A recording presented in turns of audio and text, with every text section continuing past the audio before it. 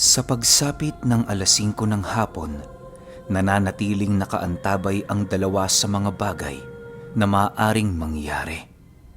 Wala silang ibang ginawa noon kundi ang magmasid-masid sa paligid habang pinakikiramdaman ng presensya ng mga aswang. Sa pagtalikod ng araw sa kalupaan, doon na dahan-dahang nararamdaman nila Balong ang pagbabago ng simoy ng hangin. Ilang minuto pa ang lumipas, nakasilay sila ng isang naglalakad na nababalot ng itim na kasuotan ang buong katawan. May dala-dala itong sako sa kaliwang kamay at tungkod naman sa kabila. Matapos itong masilayan nila Omar, maigi nila itong pinagmasdan sa kadahilanang naaamoy nila ang baho ng nilalang. Sa paglapit nito sa harapan ng kanilang bahay, bigla itong sumilay sa kanila at kasabay nito ang pagsipat ni Omar ng mga nanlilisik nitong mga mata. Nang masipat naman ni Balong ang ginawa ng nilalang, agad naman niya itong nilapitan habang nagsasabi ng, "Anong ginagawa mo rito? Malis ka na!" Matapos nitong makapagsalita, bigla naman siyang tinitigan ng matanda at kasabay nito ang pagkumpas nito ng kamay na parabang nagbibigay babala.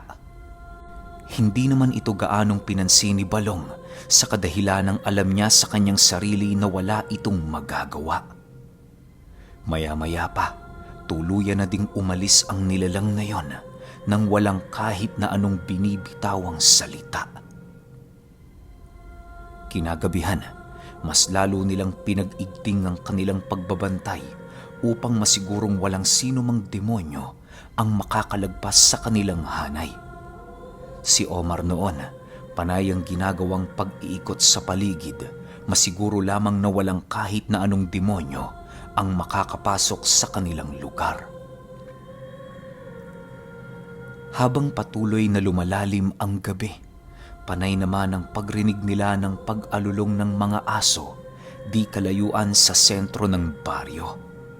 Nang hindi na maatim ni Balong ang pangyayaring yon, ninais niyang tawagin ang kanyang mga kasangga upang makapaghanda sa nalalapit na sagupaan. Si Omar naman noon, tinawag na din ng berdugo upang magbantay sa likurang bahagi ng kanilang bahay. Pagbalik niya sa kinaroroonan ng kanyang tiyuhin, nasipat niya ang mga kasangga nito na nakaluhod sa kanyang harapan. "Tay Balong, yung berdugo ho, pinabantay ko na lang sa likod. Masyado kasing tago ang lugar na yun eh."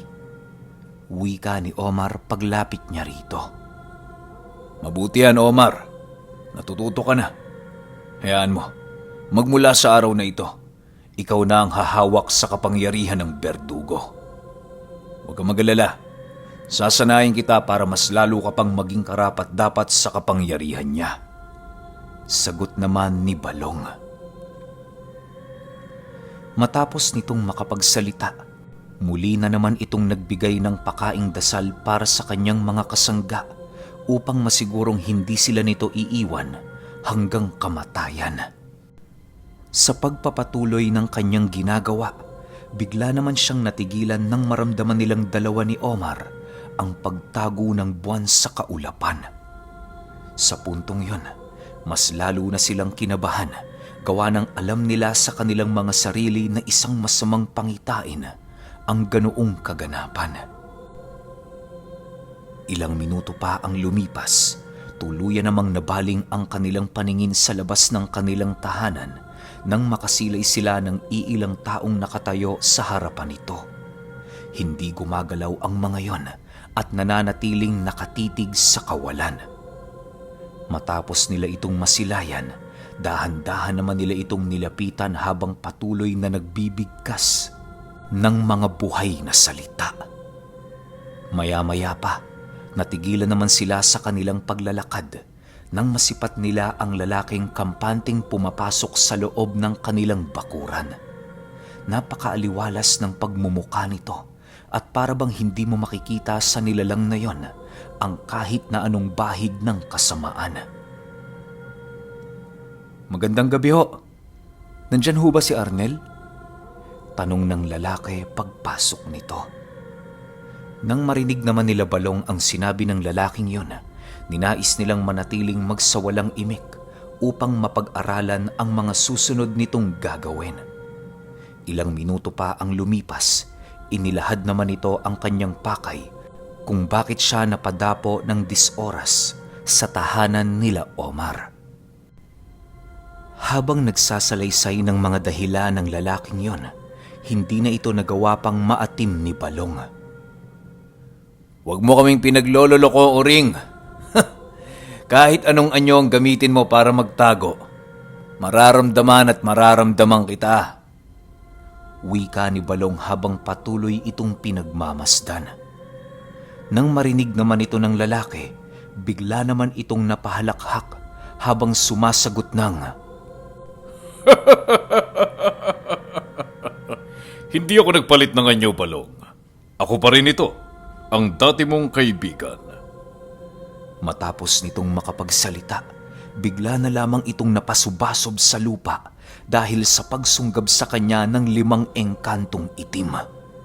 Dahil sa pangyayaring yon, kung kaya't napilitang magsipasok ang iilan pa nitong mga kasama para mabigyan siya ng tulong. Subalit, nang akmang papasok na ito sa entradang pinto ng bakuran, bigla naman itong natigilan nang maramdaman nila ang sumpang bumabalot sa buong paligid. "Pasensya ka na, Uring, pero hindi ko pa ihintulutang pumasok dito ang mga kasama mo. Hanggang dyan lang sila. Pagmamasdan ka hanggang mamatay." Wika ni Balong. Nang marinig naman ito ni Uring, pilit naman itong ibinuhos ang kanyang lakas para tumayo. Subalit dahil sa lakas na tanga noon ng mga demonyo, wala silang magawa upang mapangibabawan ito. Ilang minuto pa ang lumipas, muling tumitig sa kanila si Uring habang nagsasabi ng, Sa tingin mo, Balong, nasan kaya ang aking totoong katawan? Alam kong alam mo na hindi ito ang tunay kong anyo."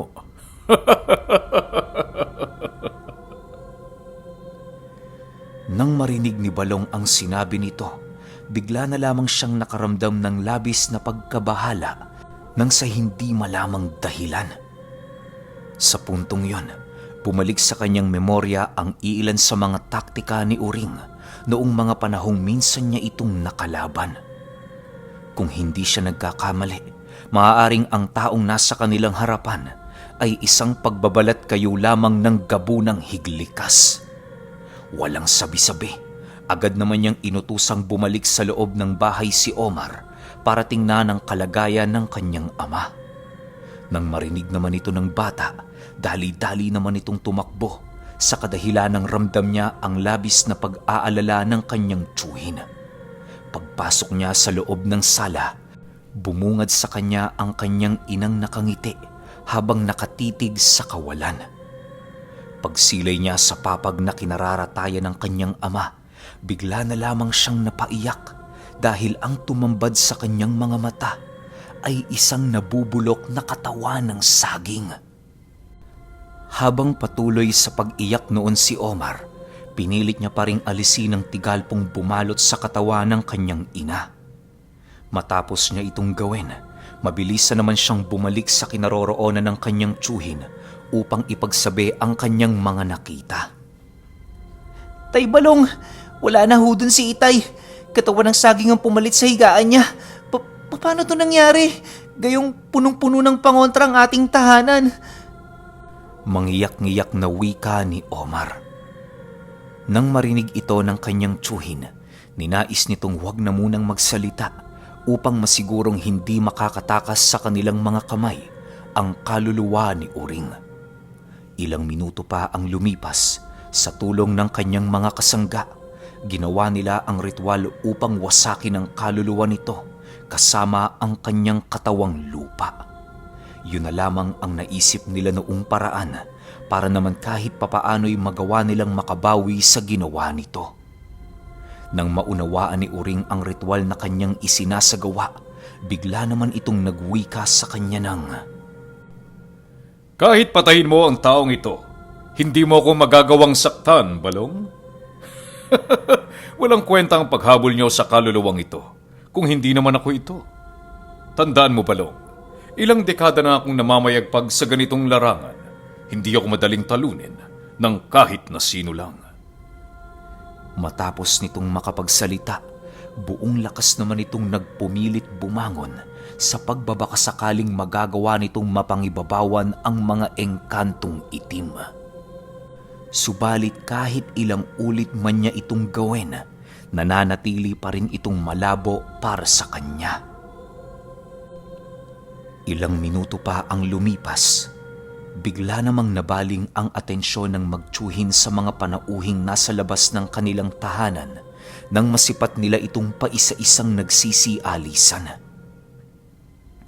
Dahil sa pangyayaring yon, mas lalong naniwala si Balong na hindi nga ang totoong kaluluwa ni Uring ang kanilang kausap. Bagaman malinaw na ito sa kanyang isipan, hindi pa rin yun naging dahilan para pigilan ang kanyang galit na nararamdaman. Sa isip-isip niya, kahit hindi ang totoong Uring ang nadakip nila, kikitilan niya pa rin ito ng buhay bilang kabayaran sa nadakip niyang kaibigan. Sa pagpapatuloy ng pakikipag-usap sa kanya ng lalaki, inutusan niya ang 5 engkantong kanyang kasangga na pasukin ang katawan nito upang hanapin ang kaluluwa ng nilalang at wasakin yon hanggang sa tuluyang mawala ang pag-iral nito sa mundo. Nang marinig naman ng mga engkanto ang utos ni Balong, dali-dali namang nag-anyong usok ang mga ito at walang pagdadalawang isip na pinasok ang katawan ng lalaki. Matapos ang mga pangyayaring yon, patuloy pa ring nagsasalita si Uring sa kabila ng pabulol-bulol nitong tinig. Nang masipat nilang kakawala na ang wisyo ng lalaki, dali-dali naman itong nilapitan ni Balong at walang pag-aatubili itong kinuwelyohan habang nagsasabi ng, "Tandaan mo, Ring, ano man ang mangyari sa kaibigan ko, mapait ang dadanasin mo. Siguraduhin mo lang na hindi siya masasaktan. Baka sakaling dumaan ka pa sa paglilitis bago kita patayin." Matapos nitong makapagsalita, tuluyan na ngang nag-anyong ugat ang katawan ng lalaking yon, hudyat ng kamatayan nito. Bago tuluyang mawala ang diwa nito sa kanyang katawan, nagawa pang makasagot ni Uring ng, Hindi mo na makikita ang kaibigan mo, Balong. Bantayan mo ang anak niya, dahil kung hindi, baka siya na ang sumunod. Kasabay ng pagwika nito, ay siya namang mabilisang paglaho ng boses ni Uring, indikasyong tuluyan na nitong nilisan ang katawang kanyang ginamit. Matapos itong mapagtanto nila Balong, tanging pagbalibag na lamang sa ugat na yon ang kanyang nagawa habang patuloy na nilalasap ang nararamdaman niyang galit. Sa pagbalik ng katahimikan sa paligid, tulala naman ang magtsuhin dahil sa mga pangyayaring hindi nila inaasahan. Halos hindi nila maiwasang sisihin noon ang kanilang mga sarili dahil sa pagiging kampante nila sa pangkat ni Uring. Ilang minuto pa ang lumipas, wala na silang nagawa kundi ang pumasok sa loob ng bahay upang kausapin ang ina ni Omar ukol sa mga nangyari. Habang nasa kasagsagan sila noon ng paglalakad, panay naman ang ginagawang pagtatanong ni Omar kung saan dadalhin ng mga demonyo ang kanyang ama. Nang marinig ito ni Balong, agad naman siyang naglabas ng kanyang suhestyon nang sa gayoy hindi na mas lalong lumala pa ang pag-aalala ng bata. Ayon sa kanya, hindi nito papatayin si Manong Arnel sapagkat maghahanap pa ito ng isang gabunan na maaaring magsalin doon ng pagiging aswang. Kakalipas lang kasi noon ang araw ng pagsasalin ng mga nilalang, kung kaya't paniguradong mahihirapan si Uring maghanap ng mga gabunan na merong pang kakayahang makayanggaw ng isang higlikas. Matapos itong marinig ni Omar, Ninais na lamang niyang magsawalang imik nang sa gayoy magawa niyang makapag-isip ng mga susunod na gagawin. Pagdating nila sa loob ng bahay na kinaroroonan ng kanyang ina, agad naman nila itong nilapitan para kausapin. Nay, ano ho ang nangyari? Mahinahong tanong dito ni Omar. Nang marinig ito ng kanyang ina, dahan-dahan naman itong tumitig sa kanya habang patuloy na lumuluha. Kahit masakit man sa loob nitong ikwento ang lahat-lahat, pilit niya pa rin itong ginawa. Ayon sa ina ni Omar, habang nasa labas silang magtsuhi noon, merong lumitaw na isang hukluban sa loob ng bahay nila na may daladalang maliit na sako. Nang masipat ito ng kanyang asawa, nagpumilit naman itong tumayo, subalit sa kasamaang palad, bigla itong nakaramdam ng labis na pagkaparalisa ng kanyang katawan. Sa muling paghiga nito sa papag, agad naman itong nilapitan ng hukluban at pinainom ng isang napakabahong langis. Nang akmang tutulungan niya na ito, bigla naman siya nitong inihipan ng kung ano na siyang naging sanhi ng pagbalot sa kanyang buong katawan ng isang malakas na tigalpo. Bagaman paralisado na noon ang katawan ng ina ni Omar, kitang-kita niya pa rin noon ang mga sumunod na pangyayari. Ayon sa kanya, matapos siya nitong maihipan ng tigalpo, bigla itong nag-usal ng napakabilis habang patuloy na inilalapat sa katawan ni Manong Arnel ang mga kamay nito. Maniwala kayo o hindi, matapos nitong makapagbigkas ng kanyang usal, biglang lumiit ang katawan ni Manong Arnel na siya namang dali-dali nitong isinilid sa sako. Nang makuha na niya ang kanyang pakay sa bahay na yon, dahan-dahan naman itong naglaho na para bang may kung anong lagusan itong dinaanan. Matapos itong marinig nila Omar, naging palaisipan naman para sa kanila ang ginawa ng hukluban. Maya-maya pa, agad namang tinawag ni Balong ang berdugo upang kausapin ito ukol sa huklubang pumasok sa kanilang tahanan. Kisap mata lang noon ang naging pagitan nang bigla itong lumitaw sa loob ng bahay nila Omar at nag-umpisang magbigay ng impormasyon ukol sa nilalang. Habang nakikipag-usap doon ang kanyang tsuhin, inasikaso na muna niya ang kanyang ina para naman mahimasmasan ito kahit papaano. Ilang minuto pa ang lumipas, tuluyan na ngang natapos ang pakikipag-usap ni Balong sa nilalang at kasabay nito ang paglapit sa lugar na kinaroroonan ng mag-ina. Omar, ayos lang ba sa'yo kung ipagpabukas na lang natin ang paghahanap sa iyong ama? May kutob na ako kung saan sila pupunta. Wika ni Balong. Talaga ho, Tay Balong? Sige ho, ipagpabukas na lang natin. Mas mainam nang nakapaghanda tayo kaysa sa padalos-dalos na plano. Sagot naman niya rito. Matapos nilang mag-usap, pinilit naman nilang magpahinga sa kabila ng lahat ng mga kaganapan. Nakapikit man ang kanilang mga mata, gising na gising naman ang kanilang wisyo, na patuloy na nag-iisip ng kung ano-ano. Sa pagsapit ng umaga, maaga pang umalis ang dalawa upang suyudin ang lugar na pinaghihinalaan nilang kinaroroonan ng ama ni Omar. Hindi naman sila noon na bahalang iwang mag-isa ang kanyang ina dahil sa alam nila sa kanilang mga sarili na hindi na babalik sa lugar na yon ang kanilang kalaban. Wala din naman itong hahabulin sa kanyang ina sapagkat tanging mga taong may dugong higlikas lamang ang pakay ni Uring. Ilang oras pa ang lumipas, tuluyan na nga silang nakalayo sa baryo. Pagdating nila noon sa isang masukal na kakahuyan, agad namang pinakalat ni Balong ang kanyang mga kasangga sa paligid. Tumulong na ito sa kanilang paghahanap nang sa gayoy hindi na sila mag-aksaya ng mas maraming oras. Habang nasa kasagsagan sila ng pagmamasid, may mga bakas na sila noong nakita sa paligid. Dahil sa mga bagay na yon, kung kaya't nasigurado nilang hindi sila naliligaw. Ilang minuto pa ang lumipas, bigla namang natigilan sila Omar nang makasilay sila ng isang bangkay ng bata na wala ng buhay. Sa pagkakatanda niya, nasa 8 buwan pa lamang ang buhay na tinatamasa nito. Matapos nilang masilayan ang bagay na yon, inilahad ni Balong sa kanya na maaaring tiyanak ang bangkay na kanilang nakita.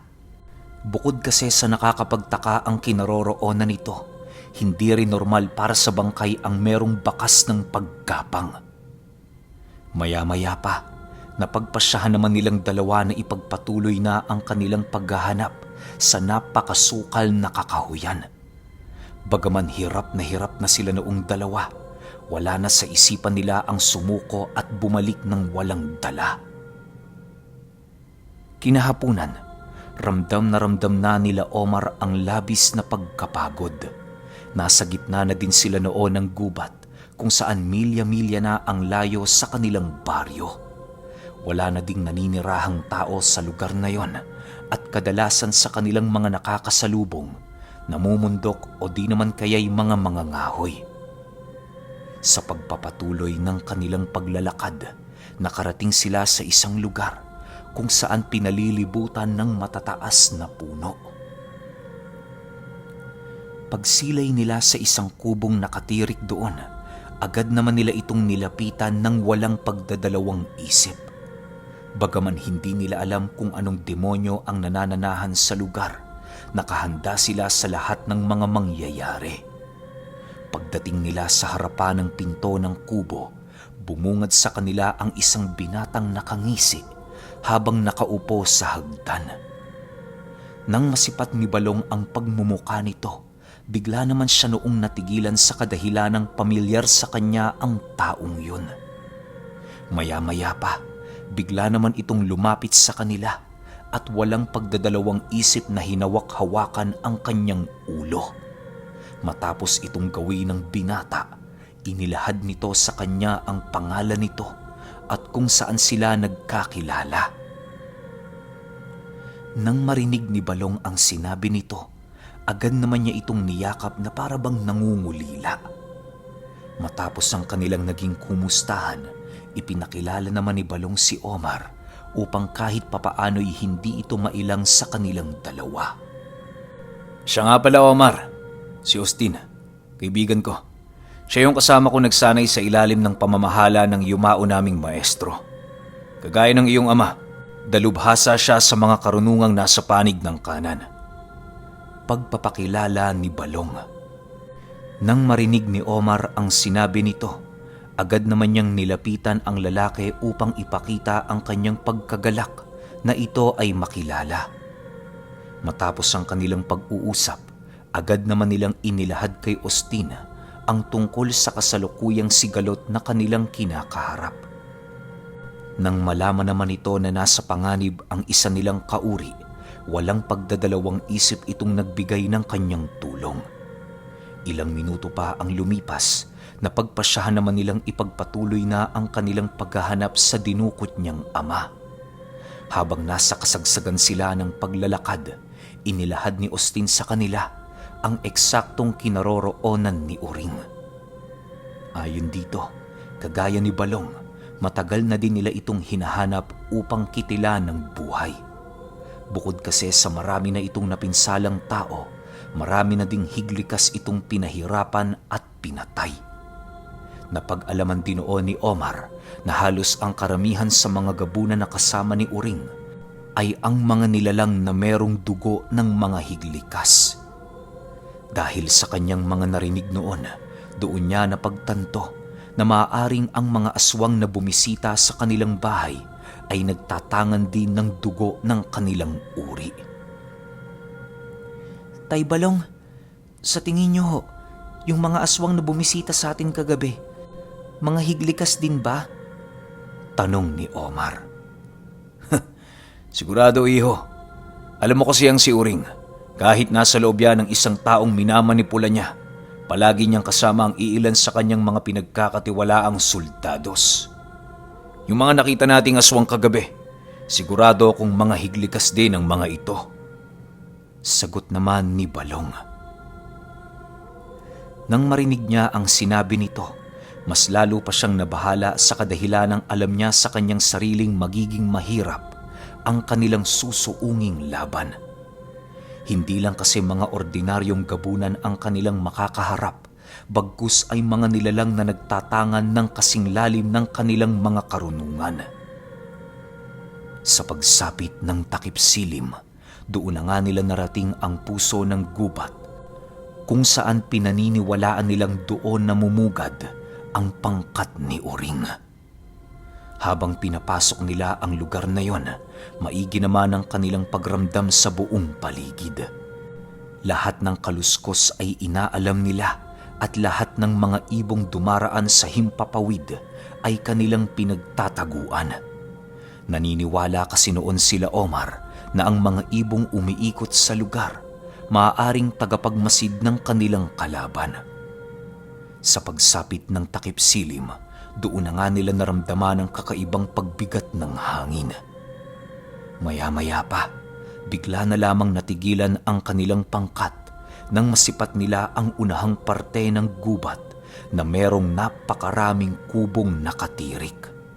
Ang bawat isa sa mga ito ay merong mga sulong na kasindi, indikasyong may nanananahang nilalang sa lugar. Sa pagpapatuloy ng kanilang paglapit sa lugar, doon nila napagtanto na yun na nga, ang pugad na pinagtataguan ni Uring. Okay, alam na. Episode 10, umaate kabong bakbakan to. Kaya sunod na kagad natin. Yun lang. Salamat.